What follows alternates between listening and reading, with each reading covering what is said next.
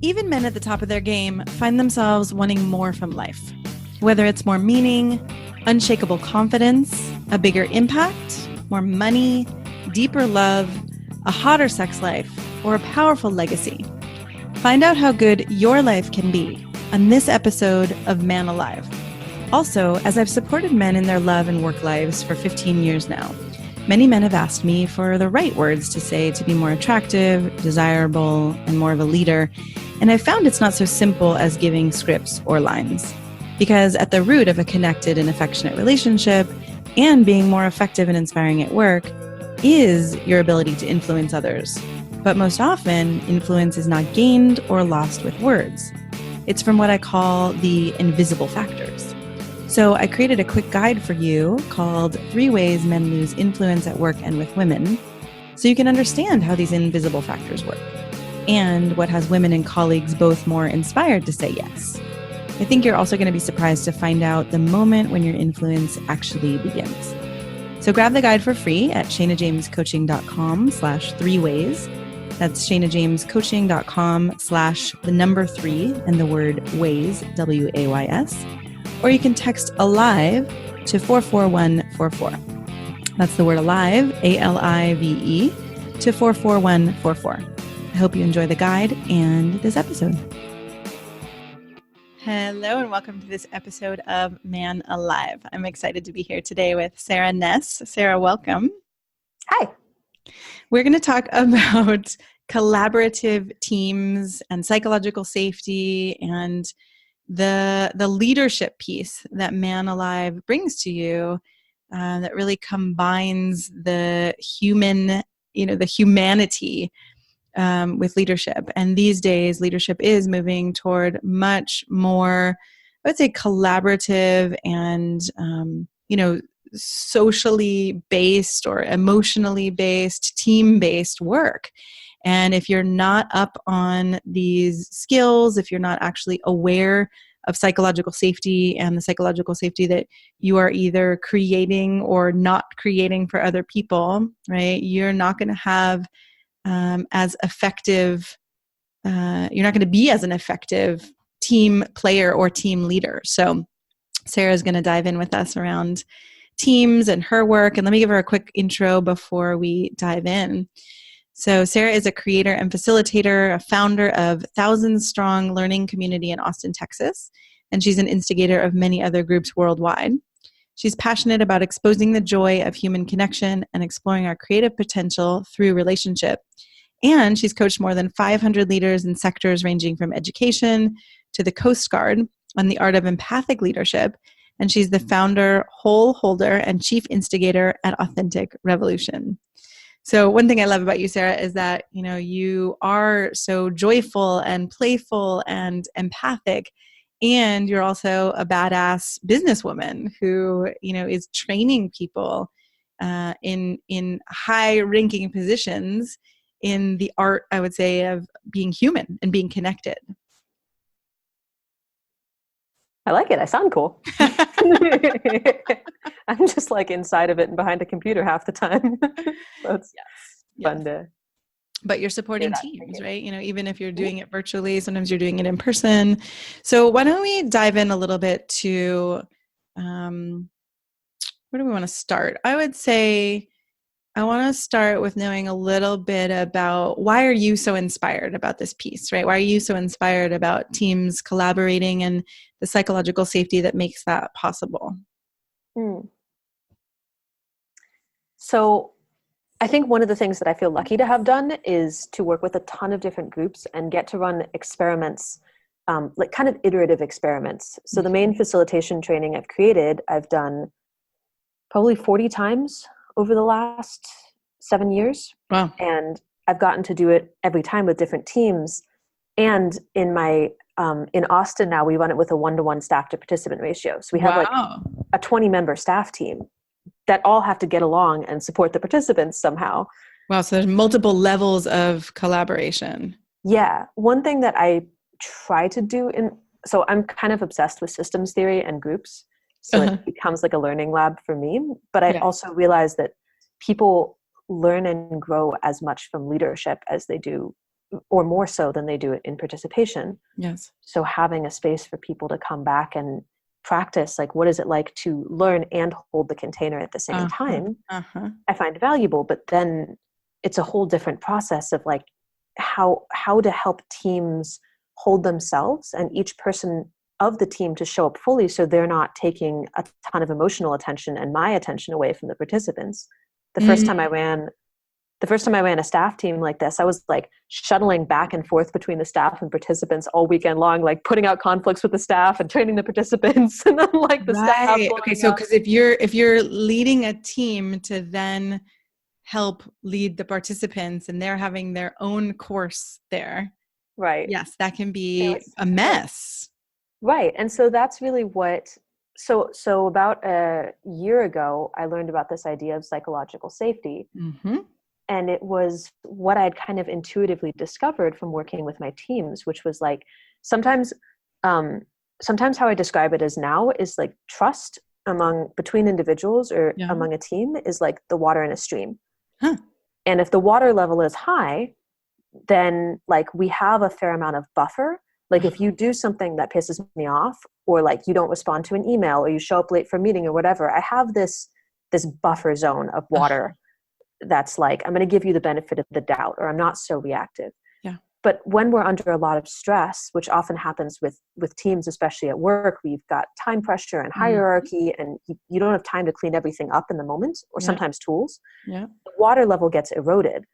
And once it gets down to the point where you're like at the rock bed, you're just like scraping along and everything feels, more intense. Exacerbated, more intense. Exactly. Is a big deal. Like the smallest, I'm sure you've experienced this, like the smallest thing can make you blow up, can make you think this person, I already know this person doesn't like me, obviously, given their actions. And I've formed this whole story about them. And so I don't have the resources to view their behavior positively. And you can do two things in that moment. One is to start picking up the rocks on the stream bed and examining them and like looking at the stories behind each. And that can be really valuable, especially if there are things that keep bubbling up.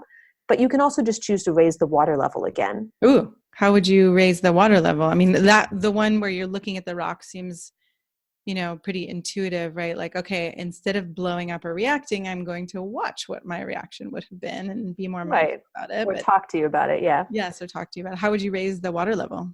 That's where psychological safety comes in. So I don't know if people know that term, so can I define it real quick? Yes, please. Okay, so psychological safety is, actually, I have a good definition for it, so let me look at it real quick. A shared belief held by members of the team is safe for interpersonal risk-taking. So basically the ability to make mistakes and talk openly without worrying that you're going to be rejected or kicked out, which is, kicked off the island. Exactly, which is like a core fear of ours. Yeah. Right. And I think that a lot of the time we're walking around not feeling safe and not even realizing it. Like there's not a perception of I should feel safe, but I should feel like my position at work is, not going to be taken away from me, is stable, or that my relationship is automatically going to keep going or whatever. Like we live mostly in this sense of like, do you want me here? Like, am I going to be kicked off the island from one moment to the next? Like, how big is the island I'm going to be kicked off of? Am I sleeping on the couch, or am I not in this relationship anymore? So Google did this really interesting study called Project Aristotle, where they studied, you're nodding like you've seen this, I think. It's so good. They studied teams across their organization, more than 100 teams, and they looked at what is it that made a team successful. And what they found correlated with this idea of psychological safety. It wasn't the level of expertise on the team. It wasn't how long people had been there or the demographics or whatever. It was just how socially sensitive were people. So how much did they actually read each other's social cues and emotions? So if you had a reaction, did I notice and overtly or subtly change my behavior to pay attention to it? Right. Was I respectful of that, or was I just, going to push it aside and try to keep getting the work done? Or exactly. And the other part was, did team members speak a relatively equal amount, which to me also connotes that we're like paying attention to what people are contributing and how. And there's this form of leadership that I call passing the ball rather than like shooting the hoop yourself. like you're paying attention to who on the team is good at particular things and you're passing the ball to them.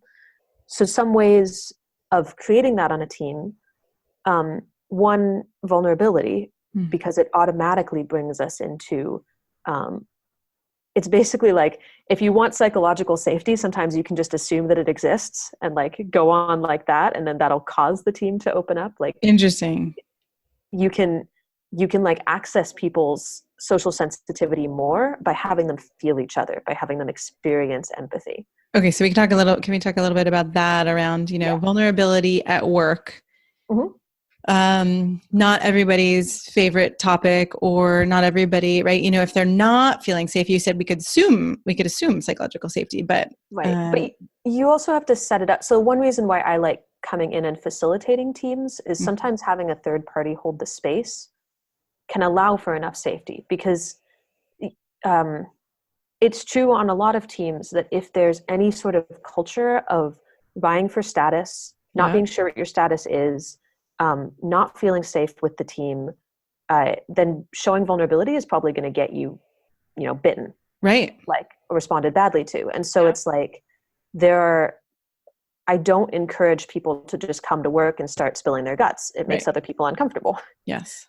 But there are things that you can use, like authentic relating games. I love for this reason. You can use it to set up just little conversational formats, like give a sentence for everyone to complete. Like, if you really knew me, you'd know, or the thing I love most about working here, or the thing that's really difficult for me about working here, or an unresolved tension I have with someone on the team once you get a little deeper in. I love this too. And I love how you're describing vulnerability, right? It's not like, oh, I have to walk in and I have to say the most vulnerable thing I could ever say, or the thing that I know I don't want anybody to know about me, right? There are all different levels of vulnerability.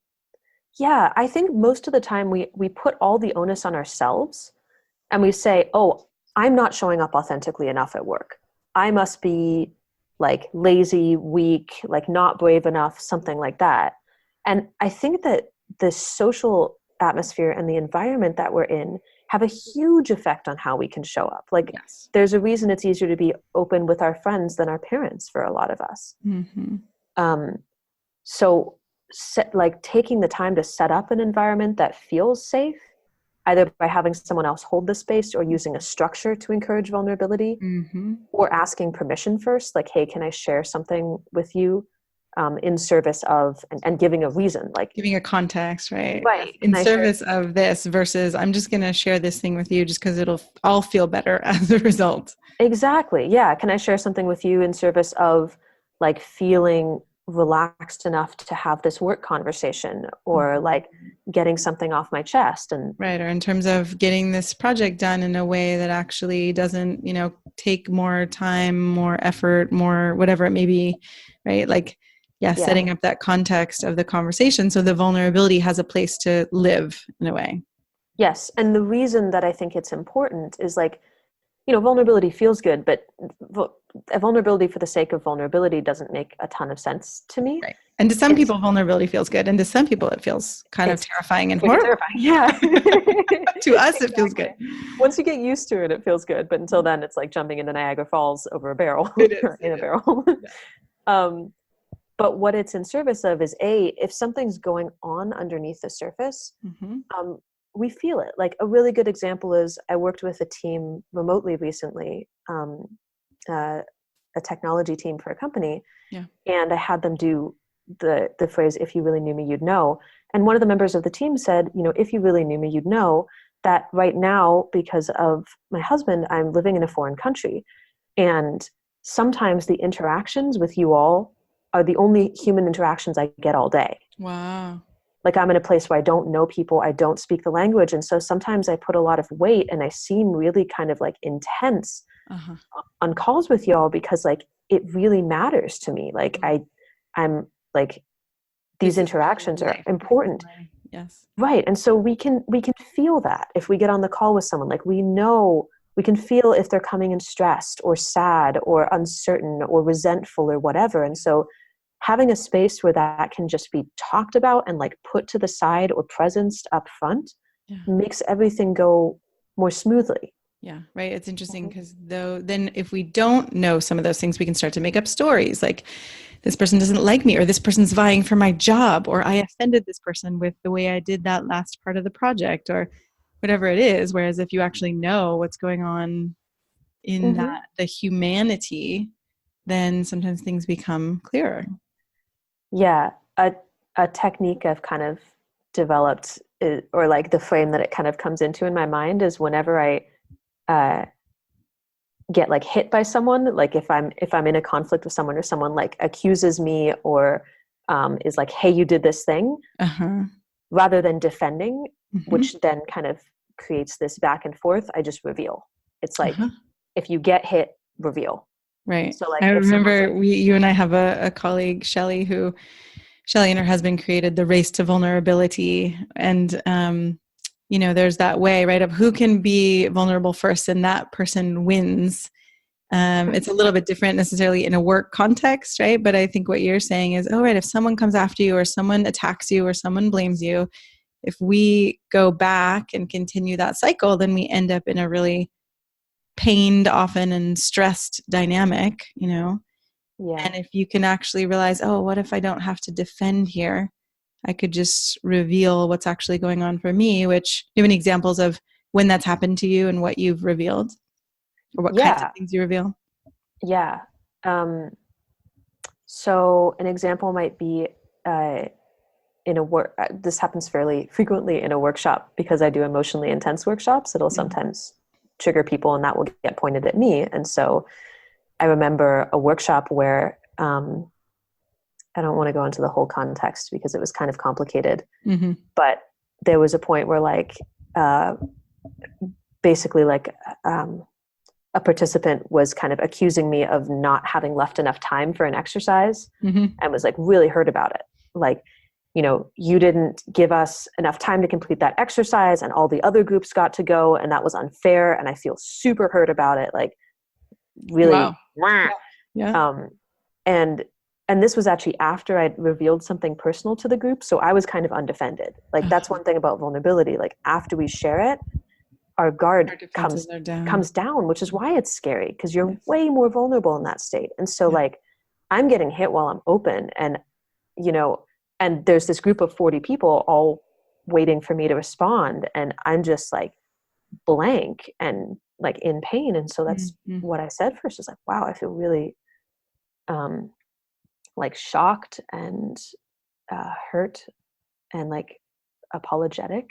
Mm-hmm. Maybe I missed something that was really important to you.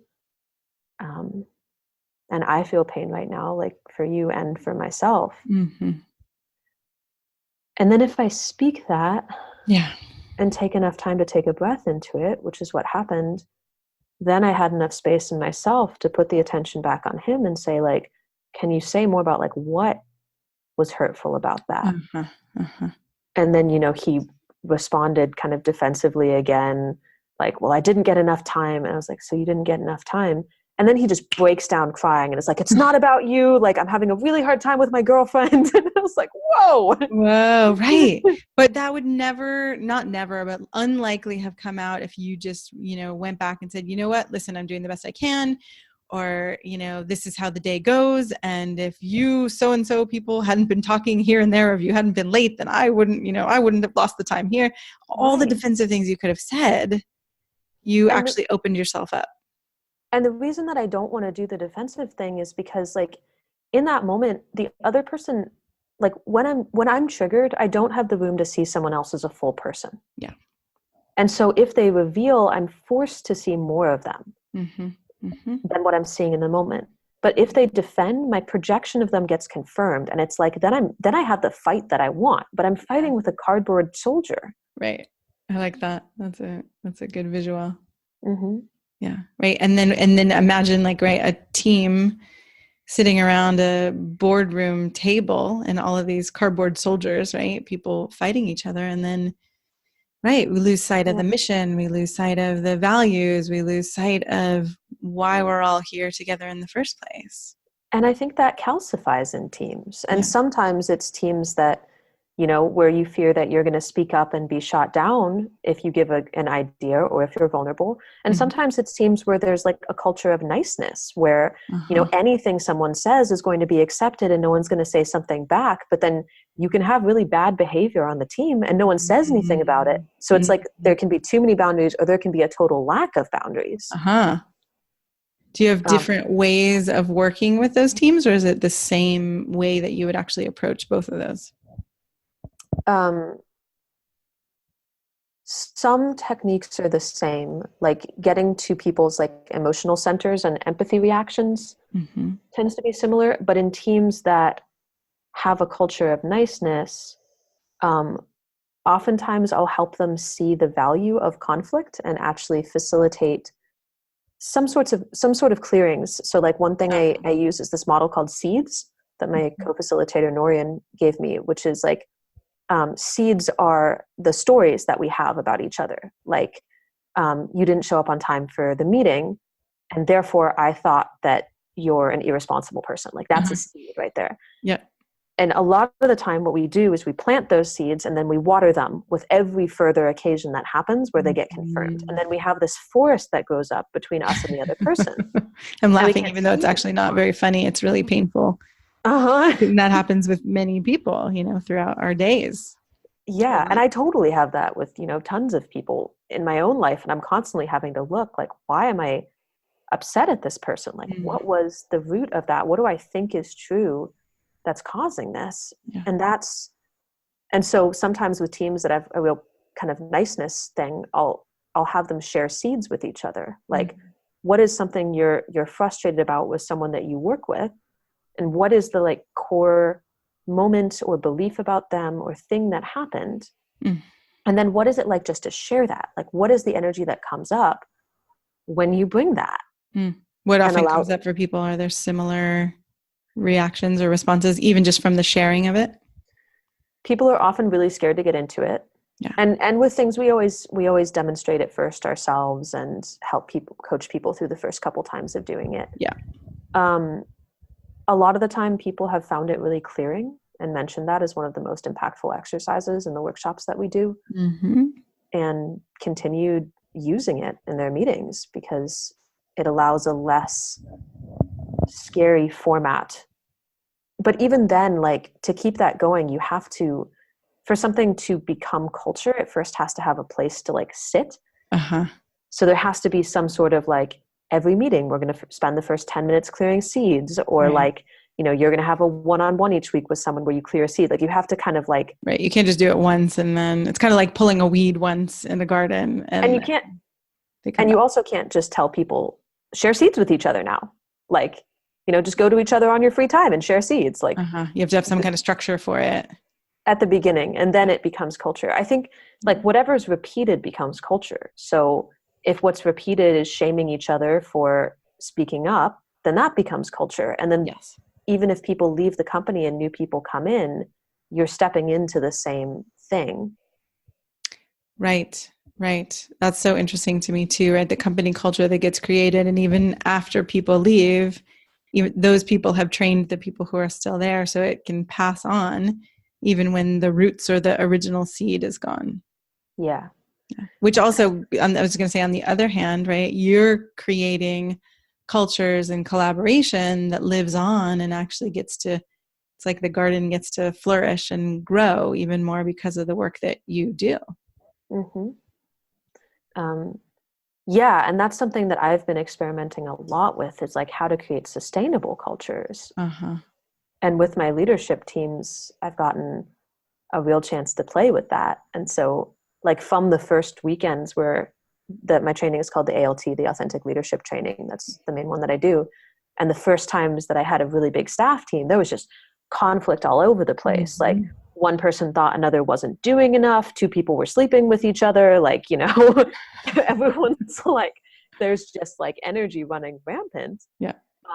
People are frustrated at having to show up for shifts. Yeah. Okay. So how did you solve that? So part of it was structural. Mm-hmm. I think that structure actually has a lot to do with relational culture. So I had to get way more clear around like what roles are people being asked to play and when. Mm-hmm. Do they know that in advance? Do they know when to take time off? Uh-huh. What do they do if they can't hold a role in the moment? Uh-huh. So just clarifying all those things. And that's Right. something What are that, the agreements that we have between or amongst team members? right. And that's something that can be really helpful with work teams too, is just like, are we trying to process structural tensions interpersonally? Uh-huh. Um, so I like taking a look at team structure. So that was one thing, was working on structure and even creating a document that gets sent out to the team ahead of time. Like, these are all the roles for the weekend. These are the expectations. And then a lot of it for me was learning how to hold boundaries. Like, I discovered that I couldn't just put a bunch of really cool people together and wait for a culture to emerge. Uh-huh. Because I think sometimes that happens, but it happens because someone in the group is implicitly holding a good culture and they're an influencer for everyone else. Right. And I was going to say, whether it's a good culture or not, they're the influencer, right? Sometimes it's not necessarily the best culture that could happen. Right. So, and I want to tell a story in a moment about like how to transform cultures that you're not a part of. Yeah. But in this case, remind me of that if I forget, please. Okay. In this case, I was a part of the team. And so I got, I came up with this rule that was no complaint without action. Uh-huh.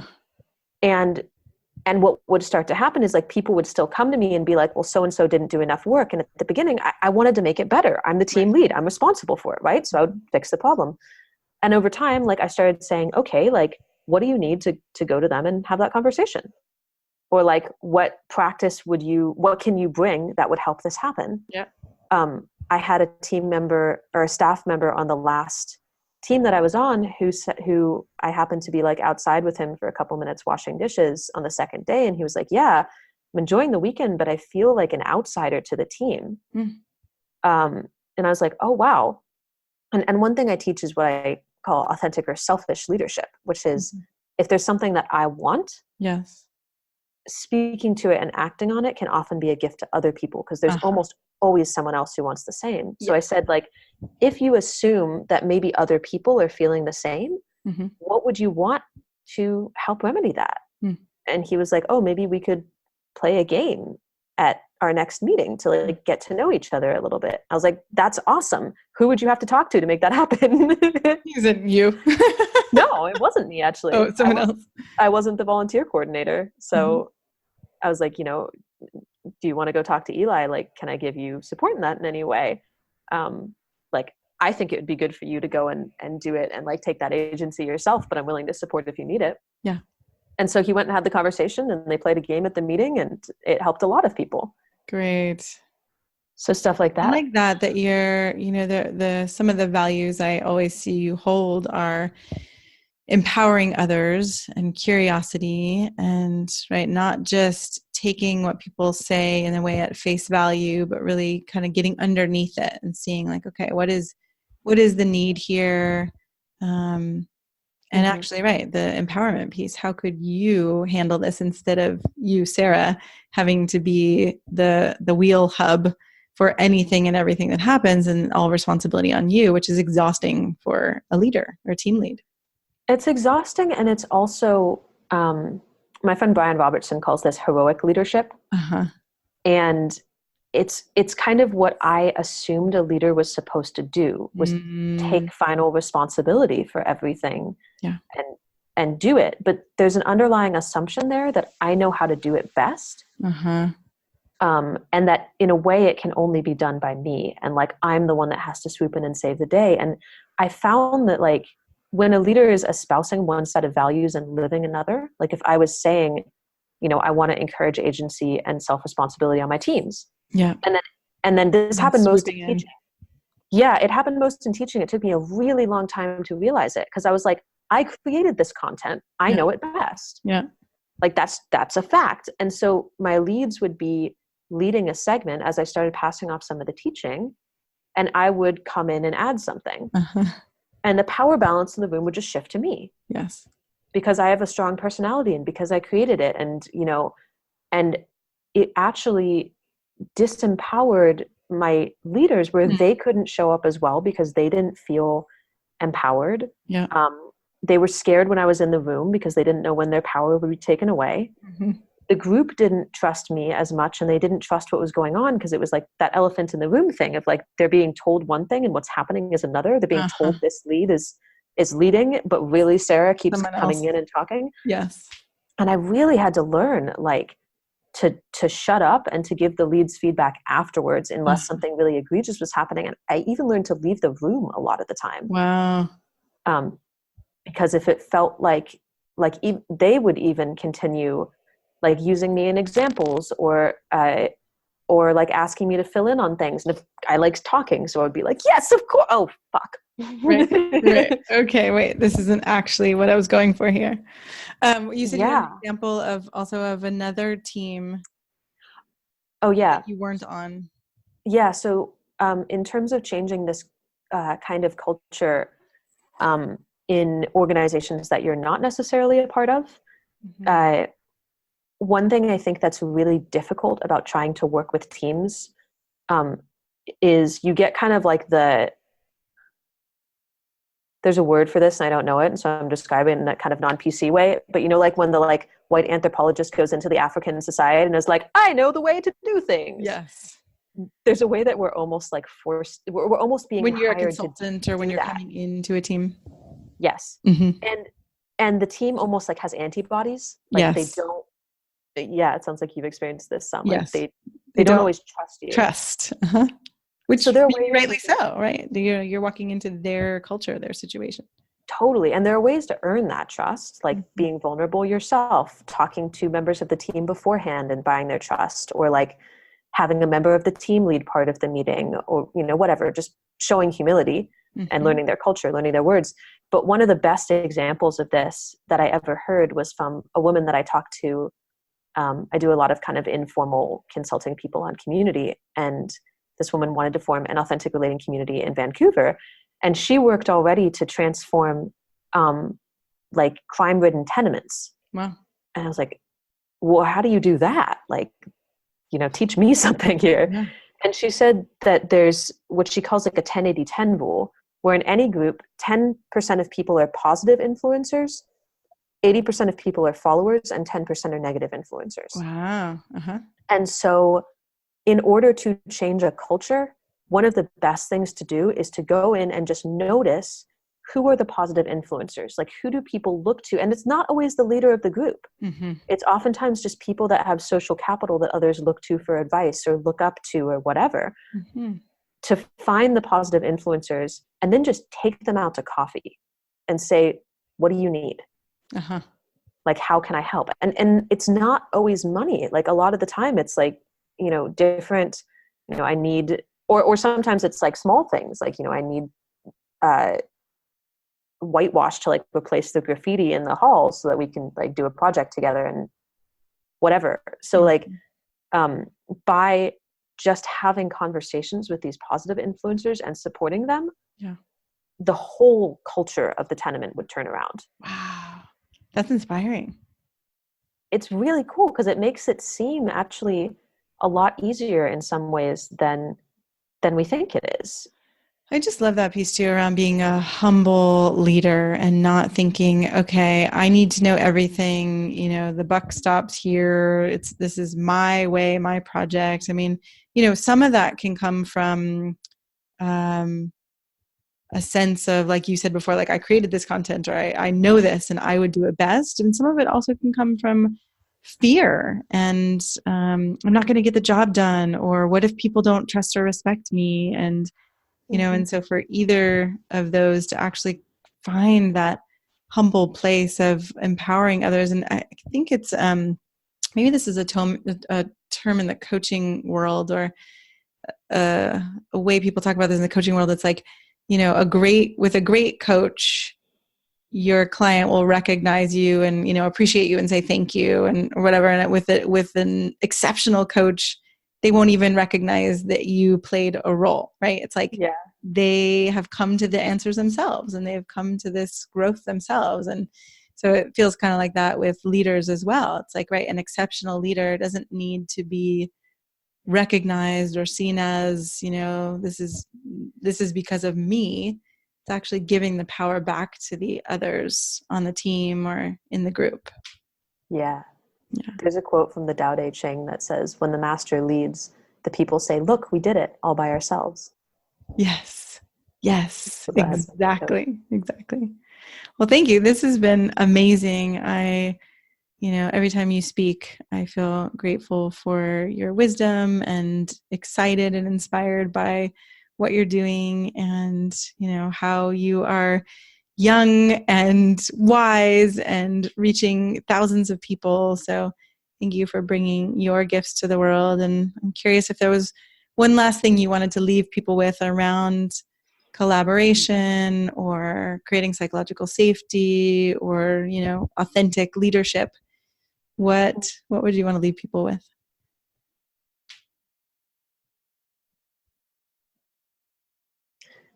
I think maybe, and I said a little bit of this earlier, but it starts with you feeling safe.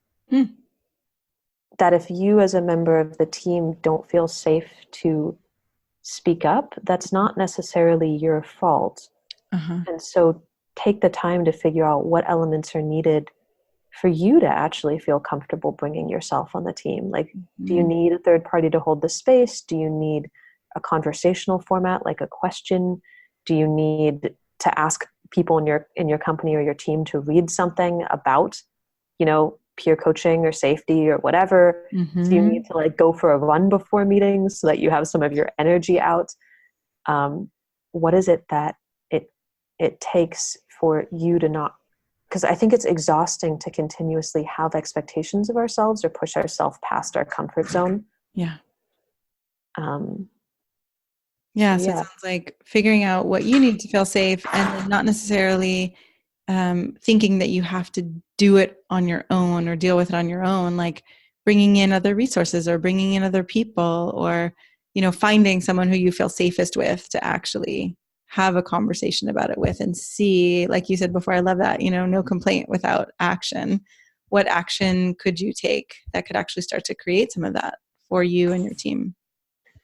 Yeah. And I'd love to just give one final story to complete if there's time. Great.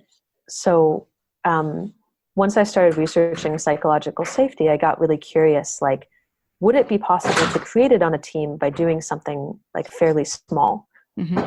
And so on one of my recent teams, at the staff meeting that we have the night before, where we do things like, one thing I didn't get to say is, like, on teams that have we're gonna, like, if someone speaks vulnerably, like they get shot down, I'll have them do things like name each person's superpower and kryptonite, like recognize each other's strengths. So we have them do stuff like that. But I'd never really explicitly spoken to safety before. And so I asked, like, how many people on this team feel like you're an outsider? And almost everyone raises their hand. And this is a team where people know each other. Like, some are new, but a lot of them have been in the community for years and are really well-respected members. And even I raised my hand. I was like, there's elements of me that I don't bring the extent to which I'm a nerd all the time. Like, I feel sometimes like I'm an entrepreneur and not everyone is. I'm on the outside, right? Yeah. And so I said, like, when we feel like we're an outsider,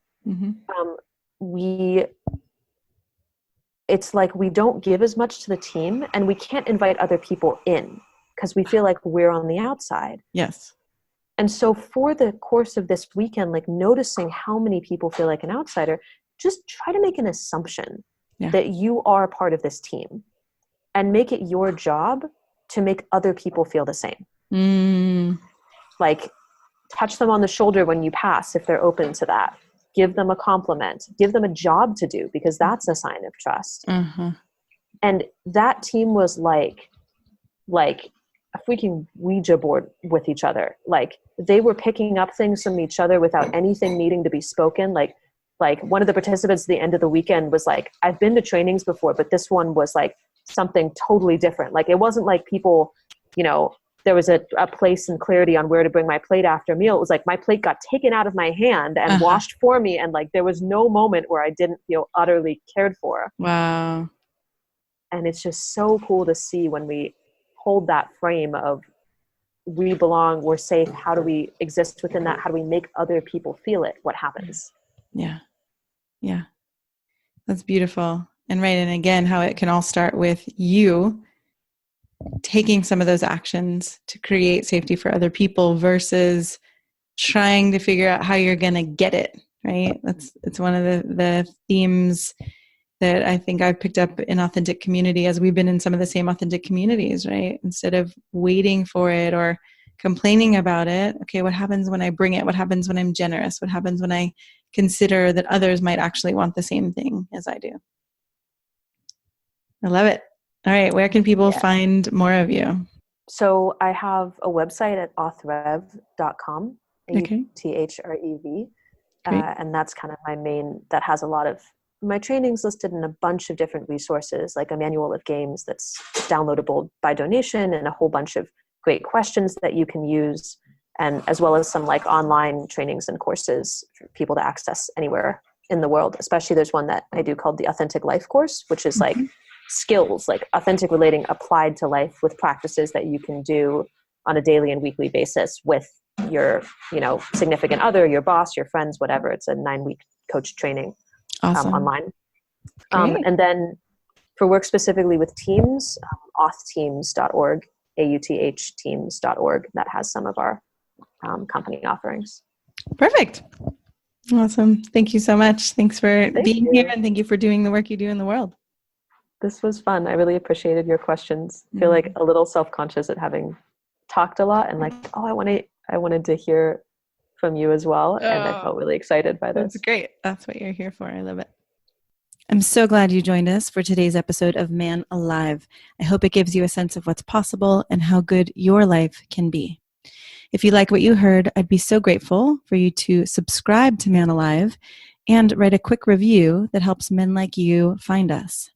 And again, head over to shanajamescoaching.com/manalive to get outtakes, videos, and raw footage I only share there.